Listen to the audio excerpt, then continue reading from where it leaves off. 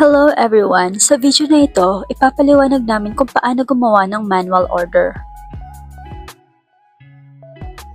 Para sa mga order na hindi nakalink sa mga platform ng big seller, maaari mong mano-manong ipasok ang mga ito sa big seller upang i-manage at ibawas ang inventory. Para sa pinagsama-samang pamamahala ng inventory sa iba't ibang channel, mayroong dalawang paraan upang lumikha ng mga manual order.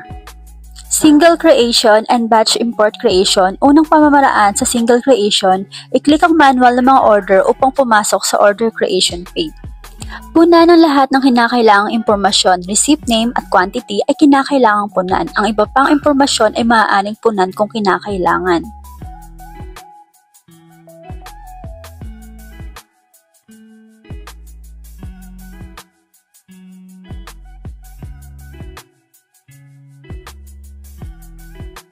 Pagkatapos ay i-click ang save, maaari mong tingnan ang mga detalye at gumawa ng isa pang mano-manong order.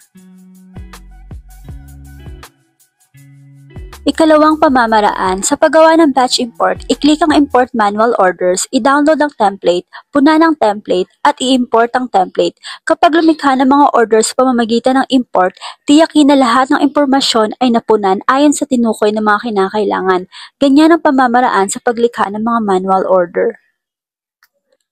Kung mayroon kang anumang mga katanungan, mangyaring mag-click dito upang makipag-ugnayan sa aming customer service. Huwag kalimutan na nag-aalok kami ng libreng training at demo session na eksklusibo para sa aming big seller users. Ilagay ang iyong training request, ibahagi ang iyong impormasyon at ipaalam sa amin kung ano ang gusto mong matutunan. Ang aming customer service ay kaagad na makikipag-ugnayan sa iyo. Kung mayroon kang anumang mga katanungan, ilagay ito sa comment section. Salamat sa panonood, like and subscribe at manatiling nakatutok para sa higit pang mga upgrades sa feature ng big seller. Bye-bye! Magkita-kita tayo sa susunod.